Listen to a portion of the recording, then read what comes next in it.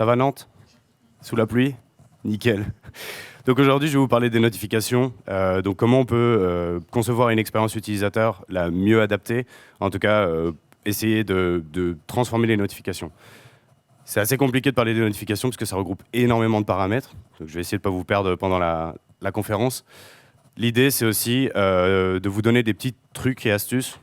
C'est que ça, en fait, toute la conférence. Des petits tips que vous pouvez appliquer très facilement dès demain sur vos produits. Donc rapidement sur moi, donc, je m'appelle Arthur Rotrou, j'ai 27 ans et je suis lead UX designer à Lille. Je travaille chez Dernier Cri. On est une agence basée donc, à Lille, à Paris et à Bordeaux. Et on est une agence spécialisée dans la création de startups à succès. On fait toute la chaîne de valeur. On commence par tout ce qui est justement la conception et le design. On fait des tests utilisateurs et c'est là qu'on apprend énormément de choses. Après, on part en dev et après, on peut continuer aussi justement sur tout ce qui est serveur, etc. s'il y a besoin. Alors, j'adore mon boulot, mais j'ai pas que ça dans la vie, forcément. Mon autre passion, c'est mon petit chat qui se pose toujours dans des coins de la pièce et qui phase un peu comme ça, et ça fait un peu flipper. Ça, c'est mon objet préféré au monde. Est-ce qu'il y a quelqu'un dans la salle qui sait ce que c'est? Pardon? La pâte à prout, exactement. En fait, bravo, on peut l'applaudir quand même. En fait, la pâte à prout, c'est mon objet préféré parce que c'est l'objet le plus ergonomique au monde. On le donne à quelqu'un, il met les doigts dedans, ça fait prout, c'est gagné. Il n'y a pas plus UX que ça au niveau objet. J'adore, à mes heures les plus glorieuses, boire des bières en festival aussi. Donc ça, c'est ma prochaine photo LinkedIn. Et il y a un bout de temps, j'ai créé une page qui s'appelle Buy Shit sur Facebook. L'idée, c'est juste de proposer des produits totalement débiles et nuls. Et donc voilà, en fait, moi, je gagne rien là-dedans, mais je trouve ça très très drôle. Donc vous retrouverez par exemple ce livre qui propose d'expliquer aux chats la sécurité des flingues et d'autres sujets.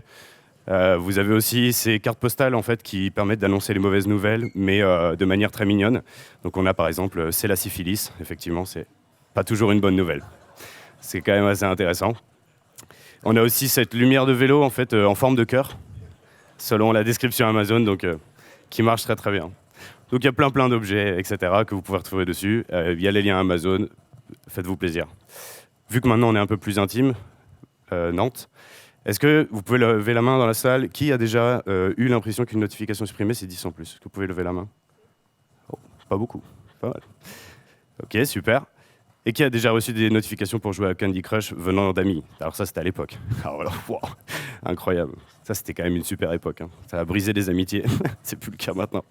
En fait, c'est ça les problèmes qu'on voit généralement avec les notifications. C'est que de un, il y en a beaucoup. Et de deux, on ne comprend pas vraiment pourquoi on reçoit ça. Et donc, du coup, ça a créé des bugs. Et en fait, on s'énerve. Et du coup, dès qu'on entend le mot notification, et si vous êtes aussi nombreux dans la salle aujourd'hui, peut-être aussi pour ça, c'est que tout de suite, ça évoque quelque chose de négatif. On ne pense pas à une notification, c'est quelque chose de bénéfique. Donc, on va faire un petit état des lieux. Donc, c'est quoi le problème aujourd'hui avec les notifications? En fait, le problème, c'est comment on conçoit nos produits. Donc, en conception, donc ce que je fais au quotidien, on fait par exemple une carte de parcours client. Donc là, c'est exactement juste l'image qu'il y a dans le livre de Google. L'idée, c'est de se dire qu'on part effectivement des acteurs, on dessine les étapes jusqu'à un objectif. Et à ce moment-là, à aucun moment, on pense aux notifications, généralement. Donc ensuite, on traduit ça en écran, donc ça, c'est une série. Ensuite, on fait des prototypes, on travaille les animations, et on a un produit qui défonce, mais on ne sait pas comment communiquer avec nos utilisateurs. Du coup, si le boss il arrive et dit « Ok, si on doit lui dire qu'il y a une promo », eh ben, on va mettre des pop-up. Et là, on en met partout. En plus, avec RGPD, il y a eu une conférence tout à l'heure dessus. Il y en a partout, ça va vraiment dans tous les sens et c'est un enfer. Donc, ok, on trouve des solutions, on s'arrange quand même. Ok, mais si l'application n'est pas ouverte, eh ben, du coup, on lui envoie des notifications. Et là, du coup, on a un flux constant qui n'arrête pas. Et donc, du coup, ça, vraiment, pour l'utilisateur, c'est assez compliqué. Et donc, en fait, à la fin, bah non, on n'a pas du tout pensé à ça, effectivement. Donc, en fait, aujourd'hui, on a fait la concession d'inclure ces sollicitations dans nos vies. On va parler aujourd'hui plus de sollicitation que de notification, parce que c'est assez particulier, c'est un support, la notification. Donc, la plupart du temps, vous verrez sollicitation. Et on a fait la concession de les inclure dans nos vies, en fait. Ça nous prend du temps, mais on est OK avec ça. Et aujourd'hui, en fait, on a 71% des utilisateurs qui désinstallent des apps à cause de notifications abusives. C'est énorme. Comparé aux emails, justement, où en fait on est plus sur du 3 à 4% de gens qui se désinscrivent eux-mêmes, qui cliquent sur le lien se désinscrire. 71%, c'est un truc de fou. Donc à l'origine, ça sert à quoi? Si on remonte un peu le temps, je vous fais une histoire très très rapide de la notification. Définition Larousse, notifier, faire connaître. Donc ça, c'est la définition de base, approved. Mais d'où ça vient? Alors je vous mets ce petit extrait de Mulan, super film au passage. Donc en fait, là, on voit très bien qu'en fait, ça sert effectivement à allumer des brasiers, en tout cas à signaler ou à alerter. Donc effectivement, purement à l'origine, c'était ça. Ensuite, on a eu le Paperboy, forcément, qui criait les news dans la rue, et donc ça nous alertait. C'est le premier message d'Internet, quand même, qui nous a permis de rentrer en communication tous ensemble, pour arriver à ça, à cette petite boule rouge, méga attractive, qui nous rend tous fous sur nos téléphones. Ça, dès qu'on parle de notification, on imagine ça. Donc aujourd'hui, on pourrait dire qu'une notification, c'est toute communication externe qui interrompt l'activité en cours. Aujourd'hui, on le perçoit comme ça, et ça ne doit pas forcément être ça, en fait. L'idée, c'est comment on peut faire pour améliorer ce côté qui interrompt l'activité en cours, qui sonne très, très négatif. Parce qu'à la base, il y avait des intérêts quand même, quand on a pensé les notifications. Donc l'intérêt pour l'utilisateur, par exemple. Donc il a de l'information et il découvre des choses. Réception en temps réel. L'idée, c'est qu'aujourd'hui, on a plein de supports et on peut être en phase avec une marque ou en tout cas être au courant de tout ce qui se passe à n'importe quel moment. Et sur le support adapté, si c'est bien fait. L'idée, c'est de se dire que, effectivement, si je reçois une notification sur mon téléphone, logiquement, je dois pouvoir interagir avec sur mon téléphone. La plupart du temps, c'est bien fait. Et puis, il y a des intérêts pour l'annonceur aussi. L'idée, c'est que lui, il fait une diffusion en temps réel sur tous les supports à disposition. Aujourd'hui, il y a 30 000 canaux qu'il peut utiliser et puis faire du cash, quoi. Enfin, l'idée, c'est de se dire que ça lui permet d'être dans la poche de chaque utilisateur n'importe où. Donc, pourquoi ça nous casse les couilles ? Là, on rentre un peu dans le sujet, parce qu'il faut quand même se poser la question. Alors, en fait, il y a plusieurs critères qui ont été identifiés. Il y a énormément d'articles Medium. Donc, en fait, en faisant mes recherches pour faire cette conférence, je suis tombé plus sur les articles qui disaient « Arrêtez les notifications, arrêtez tout, on n'en veut plus », plutôt que « Comment on peut bien faire des notifications ». Voire même des articles assez extrêmes comme celle-là. Donc, j'ai eu tellement de notifications push que j'ai carrément sauté d'une falaise et je suis mort. Donc, ok, c'est quand même un titre assez... un peu fort quand même. Mais bon, article très intéressant au passage. Donc l'idée, c'est que la première chose qui nous énerve, c'est ça. C'est effectivement cette boule rouge et ce compteur, en tout cas de notifications, qu'on voit partout. Et en fait, aujourd'hui, on est un peu aspiré par nos écrans et on n'est pas rassasié tant que l'écran n'est pas lavé, entre guillemets, de toutes ces boules rouges. Donc l'idée, c'est quand même un truc de malade. C'est juste qu'on va ouvrir les apps pour voir que c'est des notifications qui ne nous intéressent pas et puis c'est fini. Donc on est vraiment aspiré. Ça, c'est le premier critère. Le deuxième, c'est le son. Tout ça, ce medley un peu insupportable, on l'a tout le temps. Je vous en laisse encore un petit peu comme ça. Et en fait, l'idée, c'est que justement, ça nous alerte tout le temps. Et donc, du coup, ça, c'est les deux gros facteurs qui font qu'aujourd'hui, on n'en peut plus, au-delà du fait qu'il y en a trop. Donc maintenant, on va commencer à parler sérieusement. On va rentrer dans les tips. C'est parti. J'ai chair de poule à chaque fois, je sais pas pourquoi. Ok. Au début, il y avait 5 éléments. Donc l'intérêt, le message, le support, le moment et la fréquence. Donc ce qu'il faut savoir, c'est qu'il y a des tips que je vais vous donner qui vont se recouper, forcément, parce que ces 5 éléments composent chaque notification. Donc forcément, ils sont tous interconnectés entre eux. Donc on démarre tout de suite avec l'intérêt. Alors, petit fun fact, on sort en moyenne 221 fois notre smartphone de notre poche par jour, pour regarder l'heure, pour des notifications, pour vraiment faire une vraie action, mais la plupart du temps, non. Je pense que sur les 221 fois, il y a quand même beaucoup de fois où on ne sait même pas pourquoi on le sort, en fait. Et c'est énorme. Mais essayez de faire le calcul une journée, et vous verrez que vous vous approchez de ces 221 fois, ce qui paraît assez fou, en fait. Donc le principe numéro 1, c'est l'utilisateur doit toujours comprendre la raison de cette sollicitation. Donc, ça paraît évident, mais ce n'est pas toujours le cas. Concrètement, moi je reçois des mails comme ça qui me proposent justement d'élargir des parties de mon corps que en fait ça va très très bien, j'ai pas forcément besoin. Et du coup l'idée c'est justement, alors là c'est un spam bien entendu, mais l'idée c'est si on reçoit des notifications de votre partenaire et que moi j'ai jamais entendu parler de ce partenaire, il faut l'introduire. Donc en fait je dois comprendre pourquoi je reçois ça et de par qui je le reçois. Concrètement, moi j'ai aussi sur Facebook des recommandations comme le Vatican ou des chiffres et des lettres, et au bout d'un moment, je me dis, est-ce que je me suis pas gouré sur ma date de naissance, en fait, à l'inscription ? Parce que là, il y a quand même un truc qui va pas très très bien. Donc du coup, c'est ça. Essayez en tout cas de toujours justifier et d'expliquer en tout cas pourquoi l'utilisateur est sollicité de cette manière et à ce sujet. Le principe numéro 2, c'est l'ouverture ou la lecture d'une notification provient toujours d'une motivation. Donc en fait, ils ont fait une étude, ils ont demandé à des gens pourquoi vous ouvrez les notifications, et ils ont classé ça en deux catégories. Donc la motivation, on va essayer de l'identifier et de la catégoriser, et la sensation de contrôle que l'utilisateur a, parce que c'est très important que l'utilisateur se sente en contrôle. Donc au début, le pire, je vois pas du tout l'intérêt des notifications pour ce produit, donc à motiver, et il a zéro contrôle parce qu'il le reçoit, mais en plus il comprend pas du tout. Ensuite, je les ouvre parce que l'application m'y oblige, donc ça c'est aussi très très négatif.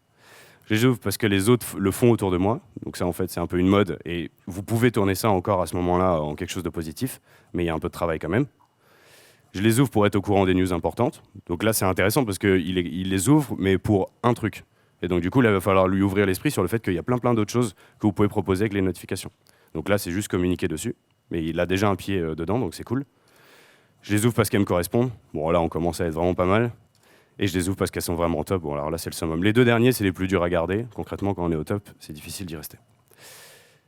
Une sollicitation fait toujours appel à une action immédiate de la part de l'utilisateur. Ça paraît évident, mais ce n'est pas toujours le cas. Concrètement, on a, donc ça c'est un exemple bien entendu, mais des choses qui me disent c'est bon, c'est synchronisé automatiquement et j'ai rien à faire.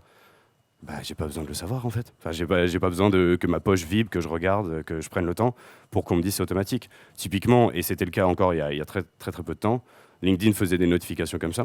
Le profil était mis à jour automatiquement. Bah, c'est poubelle direct. Par contre, si on rajoute cette petite phrase, découvrez les nouveautés dès maintenant, là ça devient intéressant. Parce que là, du coup, ça m'incite à aller voir et du coup, ça suscite de l'intérêt pour le produit. Donc toujours une action. C'est vraiment, il faut toujours proposer une action dès le message. Et on enchaîne sur le message. Donc le message. Brevity is the soul of the wit, disait Lord Polonius, sacré Polonius, dans Hamlet. Donc ça veut dire la brièveté et l'âme des sages. L'idée, c'est de se dire qu'effectivement, pas forcément besoin de longs discours pour dire de transmettre notre message. Donc une notification trop longue ne favorise pas la lecture et crée des effets négatifs long terme. C'est-à-dire que tout ce que vous allez faire à un instant T, ça va avoir des impacts sur son usage et l'image qu'il a de votre application. On a fait une étude et en fait, on peut faire tenir... Enfin, ils ont fait des études, c'est pas moi qui ai fait l'étude, c'est sûrement des gens plus intelligents que moi. L'idée, c'est de se dire qu'ils ont fait des études et ils ont vu qu'en 16 mots, dans une phrase de 16 mots, on peut raconter ce qu'on veut. Donc ça, c'est une phrase de 16 mots. Et donc l'idée, c'est en 16 mots, les utilisateurs peuvent comprendre exactement ce qu'on veut dire et ce qu'ils doivent faire. Donc bien entendu, ça c'est théorique. Maintenant, on a aussi le problème du device. Si on prend les téléphones, je ne sais pas si on voit très bien. Si on voit très bien, c'est parfait. On peut voir effectivement que sur le lock screen, donc dès que l'écran est bloqué, sur iPhone, en moyenne, on a à peu près une centaine de caractères. On en a beaucoup moins sur Android, donc on est un peu limité là-dessus. Mais l'idée, c'est voilà, essayer d'adapter ça, en tout cas pour inciter à l'action en fonction des choses. On a beaucoup plus de caractères, par exemple, dans le volet de notification d'Android que sur iOS. Donc on a des contraintes techniques, mais en même temps, on peut, en 16 mots, très vite expliquer ce qu'on veut faire. Il faut toujours fournir assez d'informations pour que le sujet soit compris de tous. Donc ça, effectivement, c'est aussi un sujet. Comment on fait pour fournir assez d'informations en 16 mots? Eh ben voilà, par exemple, ça c'est un truc, si tu as oublié ce que c'est 8tracks, tu sais pas, il n'y a aucun appel à l'action, j'ai oublié ce que c'est l'application et je comprends pas ce qu'on me demande. Pour info, c'est un truc de running, donc bon, Azer, ok, super. On comprend pas très bien. Ça aussi, c'est génial. Amber Alert sur mon téléphone. Regarder les médias locaux pour avoir de l'information. Donc c'est-à-dire qu'en fait, ça sert à rien de me le dire sur mon téléphone, parce qu'en fait, c'est pas sur mon téléphone qu'il faut que je regarde ça, il faut que j'allume la télé. Je comprends pas très bien non plus. Ensuite, on a le ton du message. Forcément, ça rentre en paramètres, et donc ça doit s'adapter à la règle des 3 C. Donc les voici, le contexte, la culture de l'individu, et enfin la personnalisation, qui est très important, sinon je ne comprends pas pourquoi je reçois ça, il faut que ça soit des adresses. Donc le contexte, ce qu'il faut éviter, c'est effectivement ce genre de petites choses. Alors je suis sûr que là, en fonction des heures, on voit que c'est pas vraiment la même chose, mais c'est assez intéressant. Je peux pas sortir parce qu'il y a un ouragan, et en même temps on me dit d'aller chasser des Pokémon dans les parcs à côté de chez moi. Bon là, il y a un petit problème. Il y a des gosses qui vont s'envoler, ça va être compliqué. Ensuite, on a la culture. L'idée, c'est de se dire, si votre cible est âgée, concrètement, là c'est un exemple abusé, mais bien entendu, vous n'allez pas lui envoyer des notifications comme ça. De 1, parce que c'est des hiéroglyphes, de 2, parce que c'est vachement déplacé. Bref. Et pourquoi nos grands-parents Grindr, c'est un peu compliqué. Bref, en tout cas, il faut toujours s'adapter à la culture de l'utilisateur au niveau du message. Et enfin, la personnalisation. Donc ça, c'est assez intéressant. C'était un exemple que j'ai retrouvé sur Internet d'utilisateurs qui n'étaient pas contents. Duolingo, donc c'est un truc pour apprendre des langues. Et en fait, si on configurait notre compte et que je disais, moi, je suis OP pour apprendre plein de langues, et ben en fait, je recevais des notifications pour me proposer absolument toutes les langues. Et j'étais, il faut quand même attendre, en tout cas, me proposer une langue ou deux, mais pas 30 000. Quoi. Et donc, du coup, c'était vraiment un torrent de notifications. Il y a des bons exemples en personnalisation. Quand on les cite plus, que ce soit Uber ou Netflix, l'idée, c'est qu'ils font des messages très, très courts, très précis, et je sais exactement, en tout cas, de quoi on parle, et c'est vraiment personnalisé par rapport à mon contexte. Donc vraiment travailler là-dessus, la personnalisation, c'est quasiment le plus important en fait de ce que vous pouvez mettre dans le ton. Ensuite, on a le support. Donc le support, c'est très important aussi, sur quel support je vais envoyer mon message pour dire qu'il soit le mieux perçu. Donc il y a des études pour ça. On voit aussi que la génération Y, elle scrolle en moyenne 90 mètres sur leur smartphone par jour. C'est un truc de fou. En fait, ça paraît, on se dit, ouais, j'aurais dit plus, mais en fait, le truc, c'est une impulsion de scroll, parce qu'on fait jamais le scroll en entier. Une impulsion de scroll, c'est entre 1 et 1,5, 1 cm 5. Donc en fait, c'est rien du tout. Et donc faire 90 mètres comme ça, on doit avoir des pouces, dans 10 ans, on a des mains, mais ça doit être un truc de malade. Donc l'idée, c'est de se dire, il faut choisir le bon support et éviter effectivement de rajouter des mètres, ce qui est déjà un truc de fou. Donc chaque support correspond à des objectifs précis de ciblage. J'ai trouvé ça qui synthétise parfaitement le schéma. On a les notifications push, on a les emails, les notifications in-app et pourquoi pas dans le newsfeed aussi. C'est-à-dire que si vous avez un newsfeed dans votre application, vous pouvez communiquer dessus. Ce qui est différent des notifications in-app qui apparaissent justement dans l'application. Effectivement, dès qu'on pense aux notifications, on pense que au push et à l'email. Mais voilà, il y a d'autres supports qui peuvent contenir du coup soit du contenu plus ou moins riche, soit définir l'urgence aussi. Alors ça, c'est mon préféré. Favoriser le transfert de support afin de ne pas perdre le fil de la sollicitation. Il y a deux types de transferts que moi j'ai identifiés. Je ne sais pas si c'est des noms scientifiques, j'ai juste appelé comme ça. On a le transfert mineur et le transfert majeur. Le transfert mineur, c'est dès que je vais passer d'une page à une autre, ou d'une application à une autre, en tout cas sur mon téléphone. Et le transfert majeur, c'est quand je vais carrément changer de support. Le problème des transferts mineurs, par exemple, un qui est très très mal fait, c'est celui-là. Donc je suis sur Facebook, j'ai une pub PlayStation, donc c'est une notification en soi, dans le newsfeed, et du coup je clique sur Spider-Man. Donc ce qui m'intéresse, c'est PlayStation et Spider-Man. Et en fait, ça m'amène sur le site, mais sauf que je suis sur la page d'accueil de PlayStation. Et du coup, c'est une microseconde, hein, mais il y a un bug mental qui se fait, qui dit moi je voulais voir Spider-Man, pourquoi tu m'amènes là? Et du coup, il y a une sorte d'incompréhension qui n'est pas nécessaire en fait. Et du coup, le transfert, il est raté à ce niveau-là. Alors qu'on peut faire des liens pour chaque pub. Voilà, totalement perdu, j'oublie mes gifs en plus. Le transfert majeur, là, c'est encore pire. L'idée, c'est je suis sur un site d'une application, parce que je suis sur mon ordinateur, et je vois ces deux petits icônes en bas, et du coup, je me dis, top, je vais y aller. Et là, j'arrive sur l'Apple Store, et qu'est-ce que je vois? C'est seulement disponible sur iOS. Donc en fait, je suis là, en fait, tout ce que j'ai fait, ça sert à rien. Pourquoi tu as mis les deux boutons? Parce qu'en fait, maintenant, je dois repasser sur mon téléphone et aller sur le store. Il y a des sites qui font ça très très bien, comme celui-là. Donc ça, c'est une néobanque d'Islande, je crois. Et en fait, l'idée, c'est de se dire que tu as un champ où en fait, ça va t'envoyer un texto avec le lien pour télécharger. Et c'est aussi simple que ça. Et l'idée, c'est qu'ensuite, ça me transfère de mon ordinateur à mon téléphone et je poursuis l'expérience de manière la plus agréable possible. Donc des petites choses comme ça qu'on peut mettre en place, assez intéressantes. Les notifications sont différentes. Pourquoi devraient-elles toutes avoir le même design? Alors là, c'est pareil, on peut se dire, merde, on est bloqué au niveau de juste le design de Apple ou d'Android, mais pas forcément. L'idée, c'est qu'en web, on a défini des conventions il y a déjà un bout de temps. Donc ça, je crois, c'est Bootstrap. Et donc l'idée, on sait que vert, c'est justement un succès. Dès que c'est rouge, c'est que ça s'est pas si bien passé que ça. Jaune, c'est peut-être juste un petit avertissement. Et bleu, ça peut être de la synchronisation ou quelque chose qui se passe tout seul. L'idée de se dire, c'est que ces conventions-là, aujourd'hui, elles sont tellement communes dans le web qu'elles sont admises. Et du coup, si on arrivait à injecter ça dans les notifications, ce serait pareil. Que ce soit avec des emojis ou avec des choses comme ça, on peut en tout cas définir des typologies de notifications. Il y a eu des tests qui ont été faits, par exemple, sur Android, par Google en tout cas, où en fait, on voit, par exemple, la première qui est une météo, et c'est juste parce qu'il y a ce petit picto de météo. Deuxième, c'est les résultats je sais pas, c'est du baseball. Ouais, c'est un baseball. Après, il y a des résultats des élections dynamiques. Donc, encore une fois, tout ça, c'est juste des expériences, mais ça, c'est demain. Aujourd'hui, ce qu'on peut faire là tout de suite, c'est commencer à mettre des emojis en début de notification, comme pour dire ça, c'est un succès, ça, c'est un échec, et des choses comme ça. C'est déjà intéressant d'alerter l'utilisateur pour qu'il voit que tout va bien ou tout va pas bien, et du coup, il sait comment réagir. En parlant de réaction, maintenant, on a le moment. Donc le moment, c'est assez compliqué. En fait, aujourd'hui, on a tous ce qu'on appelle la instant gratification. On veut tout de suite, quand on veut, juste comme on veut. Et du coup, c'est assez compliqué parce qu'on est des gros bébés ouin-ouin. Et en fait, du coup, c'est compliqué en tant que marque ensuite d'interagir avec ça. Donc du coup, il faut toujours penser que le moment est toujours lié à un contexte. On l'a vu tout à l'heure. Si on rentre un peu plus dans le détail, l'idée c'est pas de regarder des graphiques toute la conférence, mais l'idée c'est qu'on voit à peu près les périodes d'ouverture de notification, donc mail ou in-app. Donc on voit qu'effectivement, à part 2-3 nocturnes, enfin 2-3 insomniaques qui dorment pas, c'est généralement le matin quand on se réveille, et un peu moins lors de la journée. On voit aussi que le matin, c'est d'abord les emails, parce qu'on est des pros comme ça, on est concentrés. Et au fur et à mesure de la journée, on en a un peu plus rien à foutre du boulot. Et on commence à regarder les notifications dans les apps.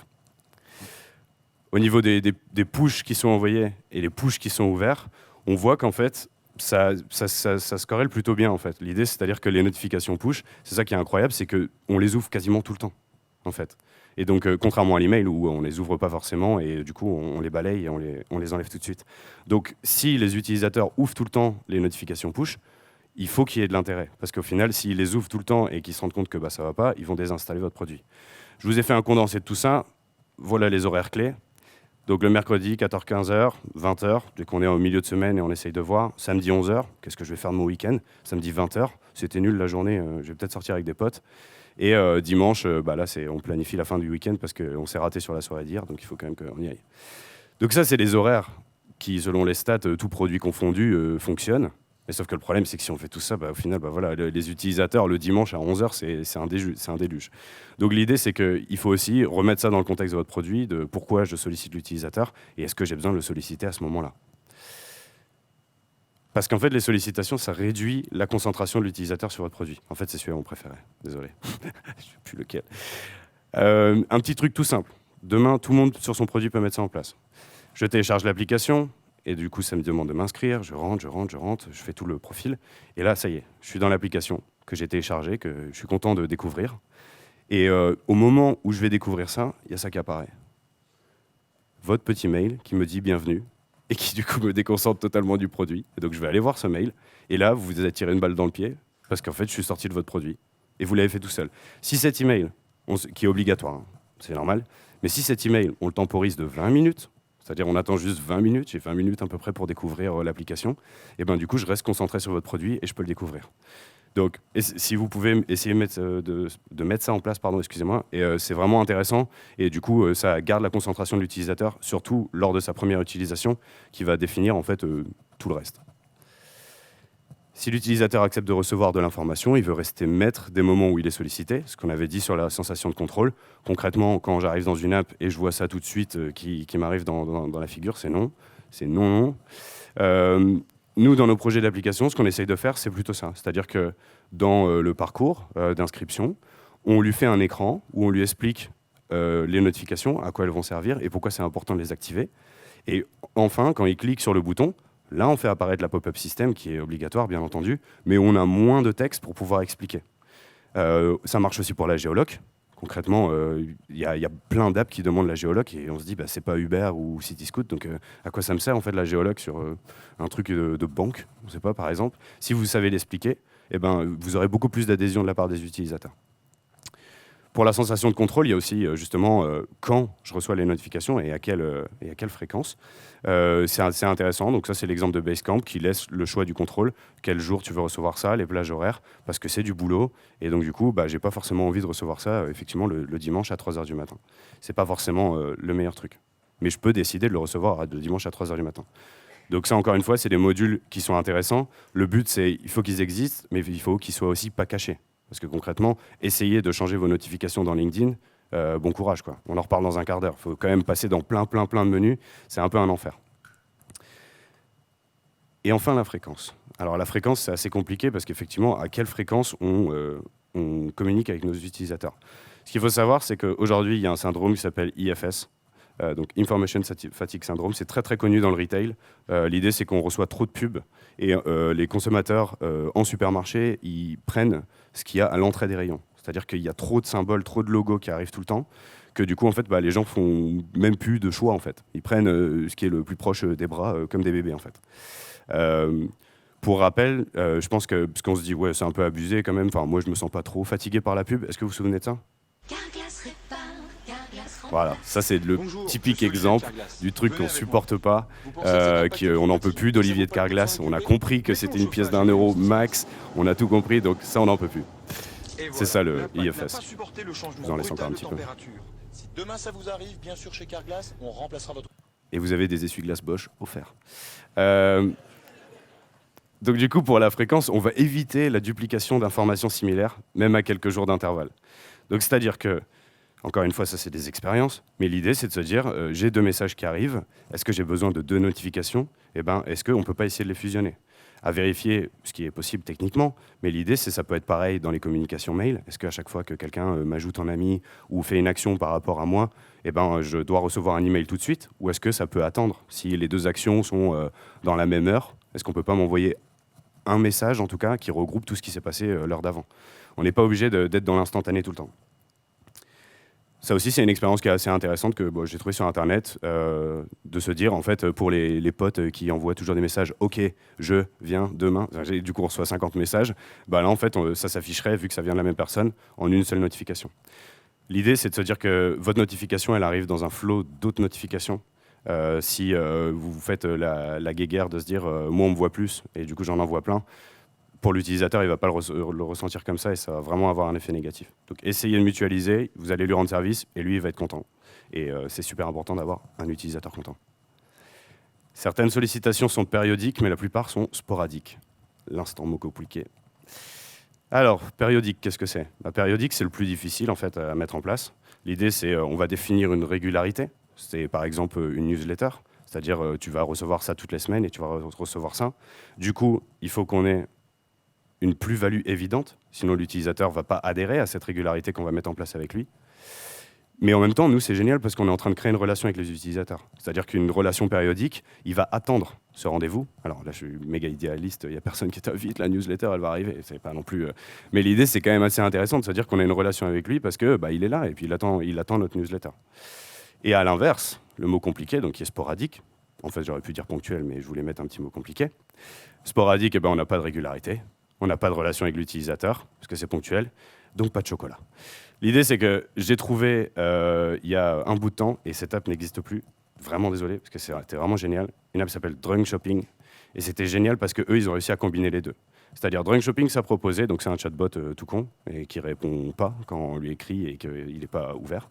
Et en fait, l'idée, c'est qu'il propose de me contacter tous les week-ends sur le chatbot, m'envoyer une notification avec un produit de merde. Et du coup, l'idée, c'est à un moment où je suis un peu éméché et possiblement, je vais acheter un produit de merde. Et l'idée, c'est que ce qui est assez intéressant, c'est qu'il y avait cette périodicité de je sais que c'est tous les week-ends, mais il y avait le côté un peu ponctuel, sympa, de je sais pas à quelle heure. Des fois, c'était 3 heures du matin, des fois, c'était 1 heure. Et c'était génial. Et franchement, je sais pas, il était branché sur mon taux d'alcoolémie parce que c'était vraiment toujours au bon moment. Et donc, ça ressemblait à peu près à ça. Et en plus, effectivement, il y avait un langage assez intéressant où vraiment il nous parle comme si c'était un pote qui dit il faut absolument que tu achètes ça. Enfin, c'était assez incroyable. Donc voilà, on a des t-shirts avec plein de visages de Nicolas Cage. Je crois qu'on a une sorte de boule à thé diplodocus. Que des choses, mais vraiment nulles, quoi.